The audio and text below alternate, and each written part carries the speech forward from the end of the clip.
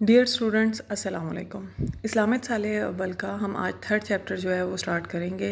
اس chapter کا نام ہے اسوہ حسنہ صلی اللہ علیہ وآلہ وسلم۔ حضرت محمد صلی اللہ علیہ وآلہ وسلم جو ہیں وہ اب بہترین نمونہ ہیں۔ اسوہ حسنہ کے مطلب ہیں بہترین نمونہ۔ قرآن پاک میں اللہ تعالیٰ نے فرمایا بے شک تمہارے لیے اللہ کے رسول صلی اللہ علیہ وآلہ وسلم بہترین نمونہ ہیں۔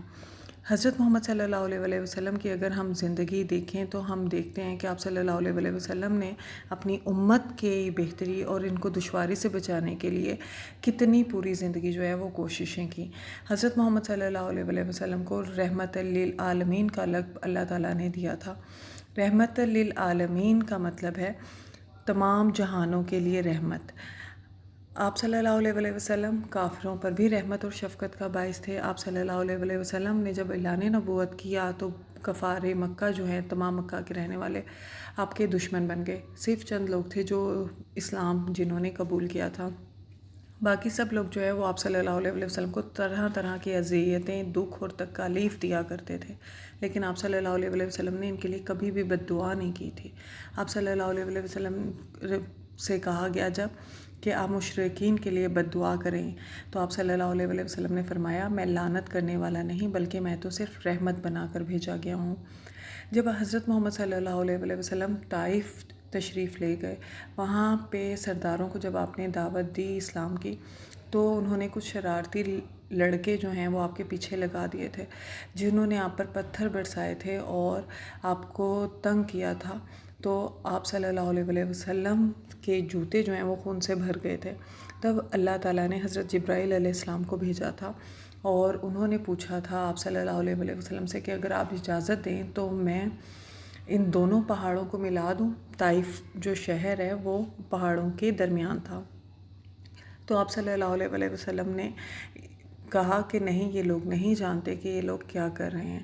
آپ صلی اللہ علیہ وآلہ وسلم اپنی امت کے لیے جو ہیں وہ شفقت اور رحمت کا باعث تھے۔ آپ صلی اللہ علیہ وآلہ وسلم ساری زندگی جو ہے وہ اپنی امت کی آسانی کے لیے جو ہے وہ دعائیں کرتے رہا کرتے تھے، اور آپ صلی اللہ علیہ وآلہ وسلم ہی شفاعت کریں گے روز قیامت بھی ہم مسلمانوں کی، کیوں جب لوگ اپنے اعمال کے باعث جو ہیں وہ جہنم میں جائیں گے تو ہم جو الحمدللہ حضرت محمد صلی اللہ علیہ وآلہ وسلم کی امت ہیں تو ہماری شفاعت جو ہے وہ آپ صلی اللہ علیہ وآلہ وسلم کریں گے۔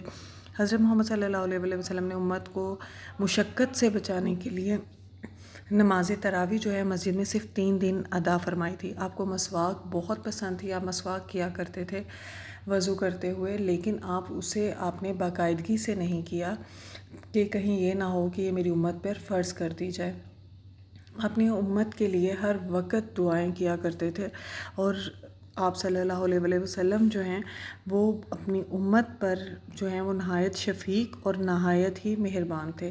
بچوں سے آپ صلی اللہ علیہ وآلہ وسلم بہت زیادہ محبت کیا کرتے تھے۔ کوئی بھی جب نیا پھل آتا تھا آپ صلی اللہ علیہ وآلہ وسلم بچوں کو دیا کرتے تھے، جو بھی آپ کے اس محفل میں موجود مجلس میں موجود ہوتے تھے۔ آپ صلی اللہ علیہ وآلہ وسلم بچوں کو بھی بہت زیادہ عزت دیتے تھے، سلام کرنے میں بھی یہاں تک کہ پہل کرتے تھے۔ آپ صلی اللہ علیہ وآلہ وسلم کا ارشاد ہے کہ بچے تو اللہ کے باغ کے پھول ہیں۔ جب دین اسلام آیا اس سے پہلے عورتوں پر بہت ظلم و ستم کیا جاتا تھا، عورتوں کو پسند نہیں کیا جاتا تھا، عورتوں کا کوئی بھی حق نہیں تھا، ان کے ساتھ جو ہے وہ ناروا سلوک کیا جاتا تھا۔ آپ صلی اللہ علیہ وآلہ وسلم جو تھے وہ عورتوں پر بھی رحمت کا اور شفقت کا باعث تھے۔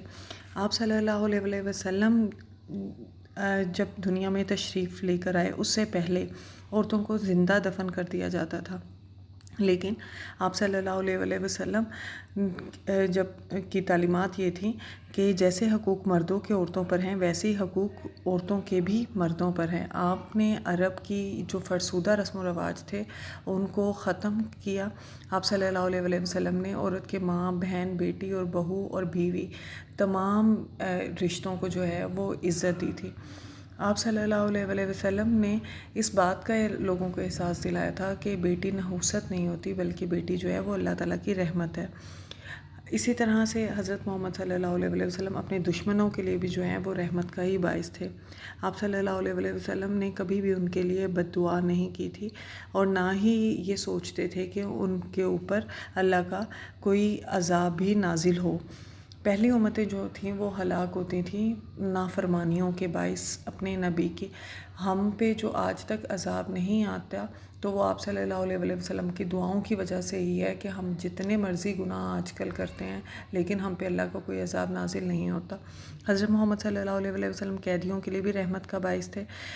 غزوہ بدر کے موقع پر، فتح مکہ کے موقع پر آپ صلی اللہ علیہ وسلم نے ایک بہترین مثال پیش کی تھی، قیدیوں پر رحمت کی، رحم کرنے کی، ان کی جان بخشی تھی۔ حضرت محمد صلی اللہ علیہ وسلم یتیموں کے ساتھ بہت زیادہ مہربان اور بہت زیادہ یتیموں کے ساتھ محبت کرنے والے تھے۔ آپ صلی اللہ علیہ وسلم جو ہیں وہ جو یتیم بچے ہوتے تھے ان سے بہت زیادہ پیار کرتے تھے۔ اور آپ کو پتہ ہے کہ ہمارے دین میں تو ویسے بھی یہ ہے کہ یتیموں کا جو ہے وہ خاص طور پہ خیال رکھنا چاہیے۔ کہتے ہیں کہ جب کوئی یتیم بچہ روتا ہے تو اللہ تعالیٰ کو معلوم تو ہوتا ہے، لیکن اللہ آسمان پہ پوچھتے ہیں کہ یہ کون بچہ ہے جو رو رہا ہے۔ فرشتے جواب دیتے ہیں کہ یا اللہ یہ وہ بچہ ہے جس کا باپ مٹی میں مل چکا ہے۔ تو اللہ تعالیٰ فرماتے ہیں کہ جو زمین پر اس بچے کو خوش کرے گا میں اس انسان کو خوش کروں گا۔ تو آپ یہ دیکھیں یہ کتنی بڑی بات ہے، اور ہمارے دین میں یہ ہے کہ آپ یتیم بچے کے سر پر شفقت سے، محبت سے ہاتھ پھیرتے ہیں، جب تو ہاتھ کے نیچے جتنے بال آتے ہیں اتنے ہی آپ کے گناہ جو ہیں وہ معاف ہوتے ہیں۔ تو اللہ تعالیٰ ہمیں یتیموں پر رحم کرنے والا اور ان سے محبت کرنے والا بنائے، آمین۔ آپ صلی اللہ علیہ وسلم جانوروں کے لیے بھی رحمت کا باعث تھے۔ آپ صلی اللہ علیہ وسلم جو ہیں جانوروں سے بھی محبت کرتے تھے۔ آپ کی اونٹنی تھی ایک جو کہ آپ سے بہت پیار کرتی تھی۔ آپ صلی اللہ علیہ وسلم نے جب دنیا سے پردہ فرمایا تو وہ آپ کے ہی غم میں جو ہے وہ فوت ہو گئی تھی، مر گئی تھی۔ حضرت محمد صلی اللہ علیہ وسلم کی اگر ہم زندگی دیکھیں تو ہم زندگی میں دیکھتے ہیں کہ کوئی بھی ایسا انسان نہیں تھا جس پہ آپ نے ظلم کیا ہو یا جس کے ساتھ زیادتی کی ہوئی ہو۔ آپ صلی اللہ علیہ وسلم ہر انسان کے لیے شفقت کا اور محبت کا باعث تھے، چاہے وہ آپ کے دوست ہوں، چاہے وہ آپ کے دشمن ہوں، حتیٰ کہ آپ غلاموں پر رحمت تھے۔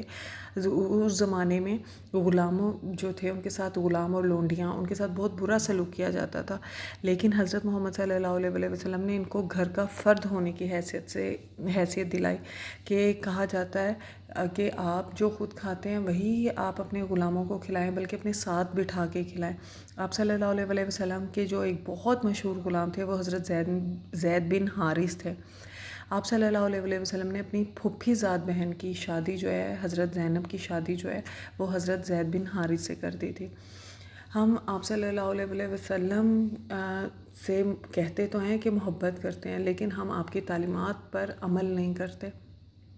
کوشش کریں اپنی زندگی میں کہ حضرت محمد صلی اللہ علیہ وسلم کی تعلیمات کو اپنی زندگی میں اپلائی کرنے کی کوشش کریں، چاہے وہ ایک ہی کوئی تعلیم ہو جسے آپ اپنی زندگی کا حصہ بنا لیں، ایک ہی سنت ہو جس کو اپنی زندگی کا حصہ بنا لیں اور وہ کام کرتے جائیں، کیونکہ جب ہم نیکی کے راستے پہ چلتے ہیں نا تو آگے آہستہ آہستہ تمام راستے جو ہیں وہ خود بخود آسان ہو جاتے ہیں۔